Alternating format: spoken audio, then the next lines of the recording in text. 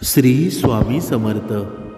तुमचं मन जर अशांत असेल, तुमच्या मनामध्ये जर दुःख निर्माण झाले असेल, तर तुमचं मन आहे ना, ते शांत करण्याचे उपाय आता मी सांगणार आहे.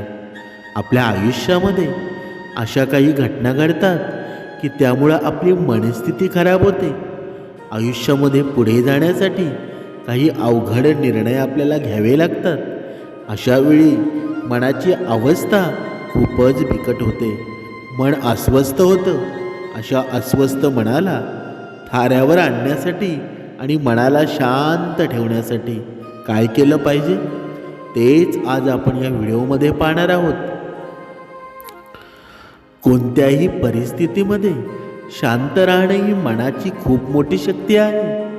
कोणतीही परिस्थिती असली तरीही आरडाओरडा न करता शांतपणे विचार करून निर्णय घेण्याची आणि अडचण सोडवण्याची आपल्याला सवय लागली पाहिजे. प्रत्येक गोष्टीवर आपलं नियंत्रण असलं पाहिजे असं नाही, कारण की ज्यावेळी कोणत्याही गोष्टीवर आपलं नियंत्रण नसतं, अशा वेळी घडणाऱ्या घटनेकडे पाहण्याचा आपला दृष्टिकोन आपण बदलू शकतो. त्यातच आपलं हित असतं. ज्या गोष्टीवर आपलं नियंत्रण नाही, आपण काहीही करू शकत नाही, त्यावेळी अशा गोष्टीचा विचार करण्यात वेळ हा वाया घालवू नका. आपल्या मनाची ताकद हीच खरी आपली ताकद असते. जर तुम्हाला आनंदी राहायचं असेल तर नेहमी इतरांपेक्षा वेगळा विचार हा केलाच पाहिजे. मानसिक ताणतणावांना तुम्ही कसे सामोरे जाता, आयुष्यातील अडचणी तुम्ही कशा सोडवता, यावरून तुमच्या मनाची ताकद कळते आणि तुम्ही आनंदी देखील राहू शकता. नेहमी पॉझिटिव्ह राहा.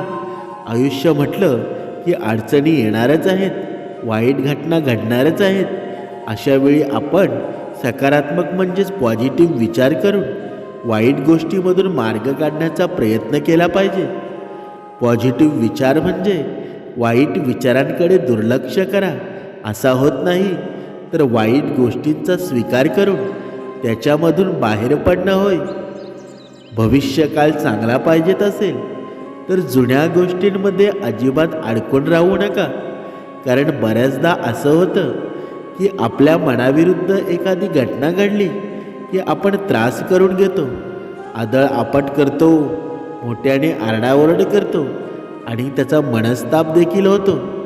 तुम्ही असं करत असाल तर पुढच्या वेळी एक गोष्ट नेहमी लक्षात ठेवा की पुन्हा मनाविरुद्ध काही घटना घडली तर आधी केलं त्याप्रमाणे करायचं नाही, तर नवीन पद्धतीनं विचार करा. म्हणजे येणारा काळ आपल्याला अडचणी वाटणार नाहीत. मन शांत होऊन जाईल. प्रत्येक वेळी विचार करताना आपण खूप नशीबवान आहोत असा विचार केला पाहिजे, कारण परिस्थिती कितीही वाईट असली तरी अशा अवघड परिस्थितीमध्ये चांगलाच विचार करता आला पाहिजे किंवा केला पाहिजे. रात्रंदिवस विचार करताना एकच विचार करा की मी या परिस्थितीमधून बाहेर पडणारच, आणि तुम्ही खरोखरच नशिबाने या गोष्टीतून बाहेर पडाल. तुमचं ध्येय बदलू नका. आपण ज्या कामाची सुरुवात केली आहे ते काम जर आपल्या हातून पूर्ण झालं नाही, कामामध्ये चूक झाली तर घाबरून जाऊ नका. काय चुका झाल्या आहेत त्याचा विचार करा आणि ते काम आणखीन चांगल्या पद्धतीने कसं पूर्ण करता येईल यासाठी प्रयत्न करा. पण आपण आपल्या ध्येयापासून कधीही मागे हटू नका किंवा मागे फिरूसुद्धा नका. यश मिळणारच आहे.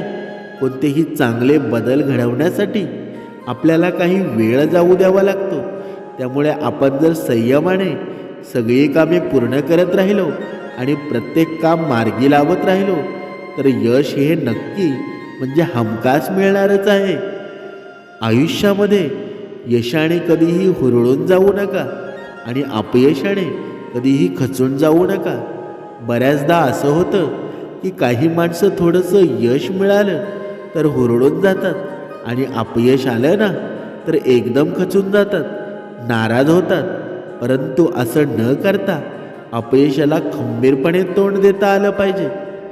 आयुष्यातील फक्त अडचणीच बघा, या अडचणीच आठवून निराश होऊ नका. प्रत्येक माणसाचा एक स्वभाव असतो की तो आयुष्यामध्ये घडलेल्या फक्त वाईट गोष्टीच आठवत राहतो आणि मग त्याच वाईट गोष्टींचा विचार करत बसतो. त्यामुळे त्याच्यातील नकारात्मक भावना वाढत जातात. त्यामुळे आपल्या आयुष्यामध्ये असलेले दुःख आठवण्यापेक्षा आपल्या आयुष्यामध्ये काय काय चांगल्या गोष्टी घडल्या आहेत, आपल्यावर प्रेम करणारी लोक, आपलं स्वप्न, आपली ध्येय याचा सतत विचार करून प्रगती करावी. एखाद्या व्यक्तीला माफ करणं म्हणजे त्यांनी केलेल्या सगळ्या चुका विसरून जाणं असं नसतं. तर एखाद्या व्यक्तीने दिलेला त्रास विसरायचा असेल, मनातून काढायचा असेल, तर इतरांना माफ करायला लागतं. त्याशिवाय माणसाला पुढे जाताच येत नाही. पण याचा अर्थ असा होत नाही की आपण सगळं विसरून त्या व्यक्तीला माफ करावं. तर याचा अर्थ असा होतो आपण झालेल्या चुकांमधून ती चूक सुधारून आयुष्यामध्ये पुढे जावं. सतत आयुष्यामध्ये घडलेल्या वाईट गोष्टींचा विचार हा करत बसू नये. माणसाचं आयुष्य आहे ना, ते झाडासारखं आहे. जर वारा आला, हवा आली, वाऱ्याची झुळूक आली, तर त्या झाडावर असलेली पानं आहेत ते हलणारच आहेत. पण दरवेळेला वारा येईलच असं नाही. तर दिवसातून फक्त एखाद्या वेळेस वारा येऊ शकतो, 2 वेळेस वारा येऊ शकतो, पण तो कायमचा राहीलच असं नाही. कधी कधी उन्हाचा सामनासुद्धा त्या झाडाला, त्या पानांना करावा लागू शकतो. कधी कधी थंडी, वारा, ऊन, पाऊस या सर्व गोष्टींचा सामना हे अडथळे निर्माण होऊ शकतात. म्हणून प्रत्येक वेळेला झाडाची पाळवी झाडावर पाने असतील असं नाही. कधी कधी त्या झाडाला मोकळंसुद्धा व्हावं लागतं. म्हणून आयुष्यामध्ये एक गोष्ट लक्षात ठेवा, जरी कितीही संकट आली, कितीही दुःख निर्माण झालं, तरी त्याला घाबरून जाऊ नका. कारण निसर्गाचा एक नियम आहे, जर एखाद्या वेळेस दुःख जर येत असेल ना, तर दुसरा नंबर सुखाचा असतो. म्हणून सुखाची वाट पहा. जोपर्यंत तुम्ही या गोष्टीचा विचार करत नाही, स्वतःला प्रश्न विचारत नाही, तोपर्यंत तुमच्या जीवनामधील दुःख कधीच संपणार नाही. कारण हा निसर्गाचा नियम आहे, बदल होत राहणं, आणि बदल हा होणारच आहे. तुमच्याकडे पैसा असो किंवा नाही, असो किंवा नसो, पण तुमच्या जीवनामध्ये दुःख येणारच नाही असं होणार नाही. म्हणून दुःख येणार आहे असं जाणून घेऊन, असं या मनाला सांगून, येणारा प्रत्येक क्षण स्पर्धेचा आहे हे मन घट्ट करून स्वीकारायला हवं. आणि स्वामींच्या या दर्शनाने, स्वामींच्या या विचाराने आपलं आयुष्य नाहून टाकायला हवं. श्री स्वामी समर्थ.